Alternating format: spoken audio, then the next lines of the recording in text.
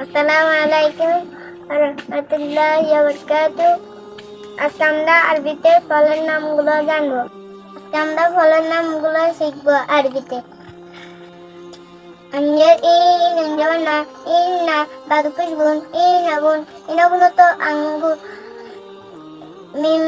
mimolor mang bagus jun mau to kora barapes bud tajo tabutta kapal to ko butta ko landupes lun butta ko lantu kamala lebu Tapampes tufah, halun tufah, tadpis tufahatun ta apel, mim nunjurman, jimope juman jutak am.